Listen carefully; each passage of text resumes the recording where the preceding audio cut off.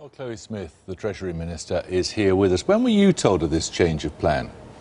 Well, as a Minister in the Treasury and indeed dealing with fuel matters, this has been under consideration for some time. When was the decision taken? As I say, it's been under consideration for some time. The Chancellor and the Prime Minister yes, of course. So take these decisions between them. OK, so when were you told then? I've been involved in this for some time, and but you didn't take the decision, obviously. You've just said the Chancellor and the Prime Minister. So when were you told? We had a collective discussion of that in due course, and although I can't, give you the sort of full gory details did it happen of political today? Processes, I can't sit here and tell remember? you the ins and the outs. No, it's not appropriate for me to tell you the ins and the outs. Why isn't it appropriate? You're coming here to defend a change of policy, and you can't even tell me when you were told what the change of policy was. Because as a Minister in the Treasury, I've been involved in the discussions for some time. As I've said to you, the Chancellor and the Prime Minister take those decisions. I'm not going to be able to give you a running commentary on exactly who said. I'm not asking for a running commentary. I'm asking for a statement of facts about when you were told. You were told sometime today, clearly. Was it before lunch or after lunch? I'm not going to give you a commentary on who says what and when. That's about how government I just want to know when you were told. I'm not even going to ask you who told you, but when were you told what the change of policy was? This has been under discussion for some weeks. Right. And at some point during those several weeks, they communicated to you that there had been a decision to change the policy. Indeed, and today, in front of Parliament, we revealed to Parliament, as is right and proper, by the way, to Parliament, that we were planning to help households and businesses in this way. Is it hard for you to defend a policy you don't agree with? It's not that, I'm afraid, Jeremy. Nice question. I do agree with it. I think it is very important to help households and businesses. You didn't in May. Go on. All right, in May you said, it is not certain that cutting fuel duty would have a positive effect on families or businesses. So what's happened? I think the point to be made out of that and out of what's then been said today is that it's important to do what you think you can to help households and businesses. In a world that we're facing, and I think your intro pulled some of these themes out, in the world that we're facing where things are very hard for households and businesses, you have to do what you can, and you have to do that in good faith so that they can get the help they need at these hard times. But you said it wasn't certain that cutting fuel duty would have a positive effect on families or businesses. That was on the 23rd of May. Now, what's happened between the 23rd of May and today, which is, what, the 25th of June? Jeremy, I don't think many things are certain in this world. I think the point is, on that, for example, there are a lot of uncertainties here. Families or businesses could even save the money they kept from, less on fuel duty. There are lots of different ways that could pan out for families and businesses. Why didn't the Transport Secretary know about it yesterday? It's important that the government, excuse me, it's very important that the government acts on concerns it hears. And as I said about who, what, and when, the government will make its policy and, importantly, comes to Parliament with it. Isn't the cost of petrol in people's cars a matter of legitimate interest to the Transport Secretary, who didn't know yesterday?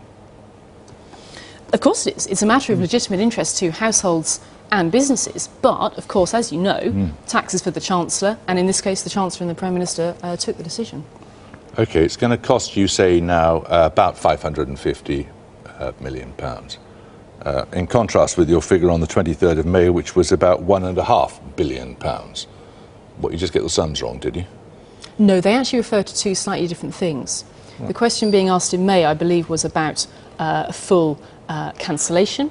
And, of course, as you will be aware from today, we have been talking of deferring the August rise to January. It's specifically about the August increase, actually, the 1.5 billion that you referred to, and now you say it's 550 million pounds. Can you tell us from which departments that gap is going to be made up?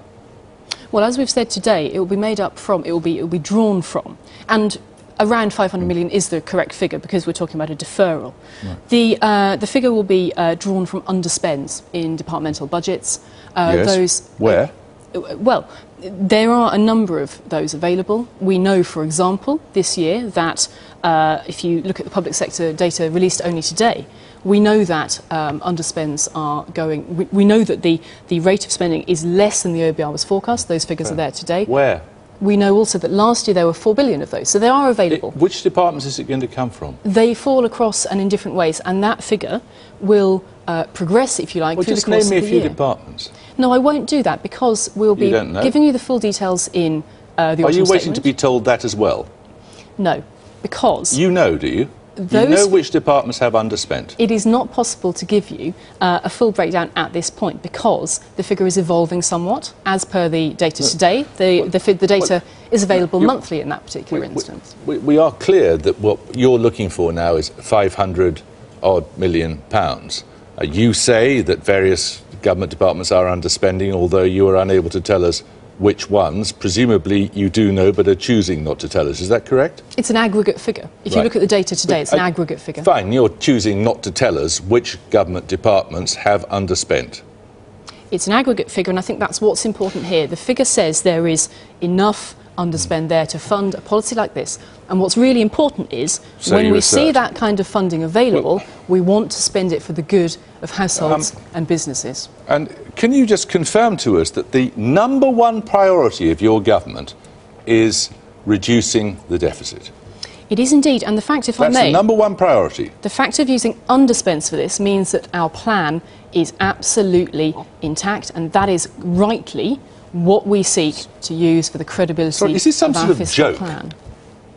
I mean, how can you possibly have as a number one priority cutting the deficit when you choose to spend and underspend in funding a tax cut or failure to implement a tax rise which was scheduled?